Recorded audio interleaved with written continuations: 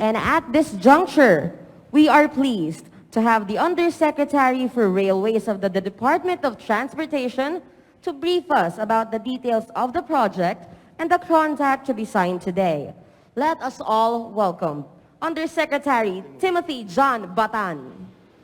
116 years ago, the Philippine National Railways, then known as the Manila Railroad Company, extended its operations towards the province of Rizal.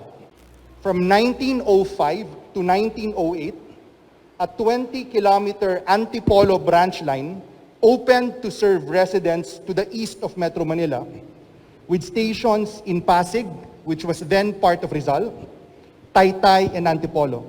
Unfortunately, the line was abandoned before the 1950s. 25 years ago, in 1995, former President Fidel Ramos issued Administrative Order Number 214, which initiated the feasibility study for what was then called the Silangan Express 2000 railway system, which was a line that was intended to connect Metro Manila to Rizal and Quezon. Unfortunately, as with most railway projects in the past decades, the feasibility study remained a study. Today, this unfortunate regression and stagnation in the much-needed railway connectivity of Rizal takes a turn, as today marks another milestone in the Duterte administration's Build, Build, Build program, because today, under the strong-willed and indefatigable leadership of our Secretary Arthur Tugade, the DOTR is restoring what was lost 100 years ago, is investing in what was only studied 25 years ago, and will very soon be building a reliable, convenient, and fast railway connection to the 3.3 million residents of the province of Rizal. Ang daang bakal po at ang mga tren ay magbabalik na sa probinsya ng Rizal. Notably, among the country's 81 provinces, Rizal is considered to be the most densely populated, with almost 2,500 persons per square kilometer. MRT-4, with approximately 16 kilometers in a total of 11 stations, will have almost half, or 4 of its stations, in the municipalities of Cainta and Taytay, which are the second and third most densely populated municipalities in Rizal. The contract that we will sign today with EDOM of Spain, to be witnessed by no less than His Excellency Ambassador Moragas Sanchez, was financed and procured with the assistance of the Asian Development Bank through its Infrastructure Preparation and Innovation Facility, or IPIF. ADB's IPIF has been financing and supporting DOTR in high-quality project development and project preparation, which ensures that a project is not only studied, but is robustly studied to ensure access to eventual financing, to make sure na may pera po tayo para sa proyekto eventually, to ensure attractiveness to the railway industry during procurement, to make sure na meron pong mga contractor na lalapit at magtatayo ng ating proyekto, and to ensure the reduction of delay causing unanticipated implementation issues and surprises. The indicative timeline, based on the initial review together with the Asian Development Bank, involves a detailed engineering design phase from the fourth quarter of 2021 to the first quarter of 2023, start of right-of-way acquisition and site clearing in the second quarter of 2022, procurement from the second quarter of 2023 to the second quarter of 2024, construction from 2024 to 2027, and full operations in 2028. I am looking at my boss because in true Secretary Art Tugade function, this is not enough. And we will be working together with the Asian Development Bank, together with EDOM, to develop an implementation timeline that will cut this construction period down, and to identify a partial operability section that will be operational earlier. Because this project is not just needed yesterday, it has been needed for decades.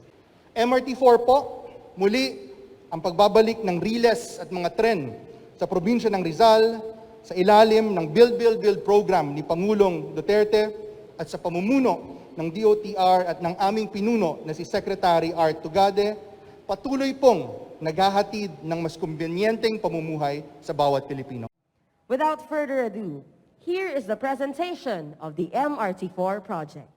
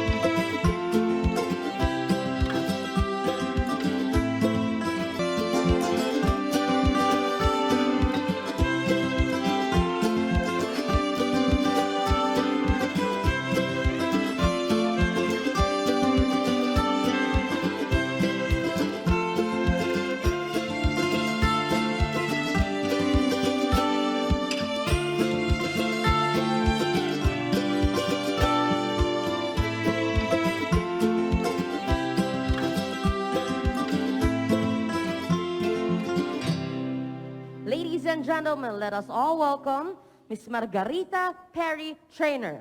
EDOM has been developing urban transport projects all over the world for more than 25 years. Successful metro projects in cities such as Ho Chi Minh, Hanoi, Madrid, Barcelona, Bogota, Santiago de Chile, Panama, Algiers, Riyadh, Bahrain, or Istanbul are clear examples. MRT-4 is a challenge, a state-of-the-art of technology are key aspects that will be handled with the highest care. We are confident that MRT Line 4 will lead Manila to become a more livable, sustainable, and resilient city, and EDOM is proud to participate in this process. May we call on the hardworking and strong-willed Secretary of the Department of Transportation, Secretary Art Tugade. Mahalaga ho sa akin ang presensya nyo ngayong araw na to, pagkat ito ho ay magpapakita na sa proyektong ito, ang pamahalang Duterte ay kaisa ng local government upang sa ganon itaguyod at bigyan buhay at patotoo itong proyektong ito.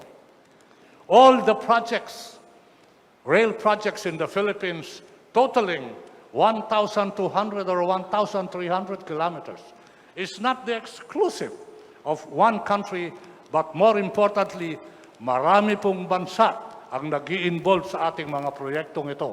Isa ho dyan at kabilang dyan, ngayong araw na to, magpapakilala yan yung gobyerno ng Espanya. Sabihin ko na rin ho, ngayong isang proyekto namin na kung saan, babagtas, magbuhat, tutuban, papuntang Clark. Malaking bahagi ho ang gobyerno ng Spain, the Spanish corporation that is helping us here.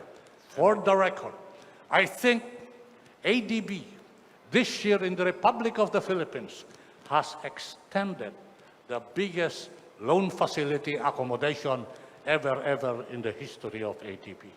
We will not wait for the completion of the project up to 2028 so that the people of Rizal can enjoy and experience the benefit of MRT-4. I wanted to have partial operability. Nang sa ganon, yung mga tao dito sa Rizal ay hindi na mag-aantay ng katapusan ng 2028 upang ma-experience yung benefit nitong proyektong ito. I will not substitute the fresh air for a complete rail project. There must be a combination that while we exact and we do mobility, we must continue to enjoy the beauty and the greenery of Rizal. I want as many cities, as many nooks and corners to enjoy the advantage of MRT-4. Pagkakailangan, madalihong ikabit yung bagong istasyon pagkat meron ng abang. Madam, I want the plan to have as many spar lines as possible. I want to maintain the needed speed and the needed capacity so that we will have what we call a guaranteed mobility, not only within Rizal, but in the adjoining connectivities of other cities in the Metro Manila area. Why did the ADB decide to finance this project? Well, ADB has not yet decided to finance this project. The project, once it will be fully prepared, will be submitted to the board of directors of ADB in 2023. So that will be to finance the investment. ADB is financing the preparation of the project, which is complex and heavy, and we are working to support the OTR in the preparation process. What I can tell you is that the project is fully aligned with ADB Strategy 2030, and it's also fully aligned with country partnership strategy between ADB and the governments of the Philippines. So it is perfectly in line with the type of projects ADB wants to support and to finance.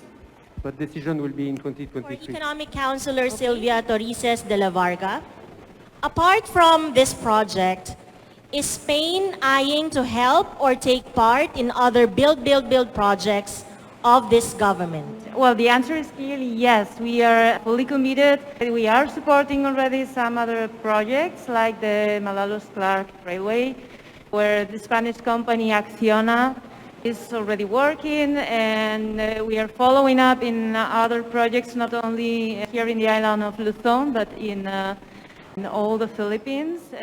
At this point, we will now be witnessing the contract signing for the detailed architectural and engineering design consultancy of the MRT-4 project. MRT-4 project has an approximate length of 15.56 kilometers with 11 stations and 2 provisional stations. Once operational, it will accommodate about 234,433 passengers daily, reducing travel time from 1 hour and 23 minutes to approximately 27 minutes from Quezon City to the province of Rizal.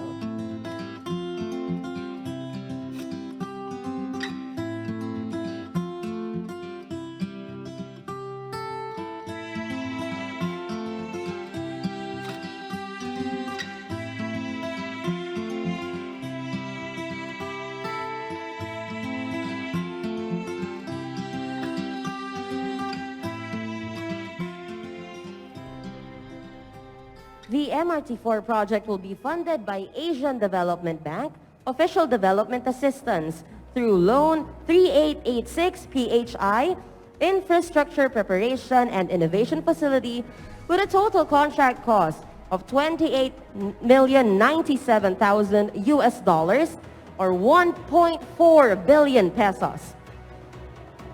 DOTR, with the assistance of ADB, conducted contract negotiations with the eventual DEDC, EDOM, Consulting Engineering Architecture, SAU, for the design of the MRT project. At this point, may we ask our contract signatories to show the signed contracts for a quick photo op.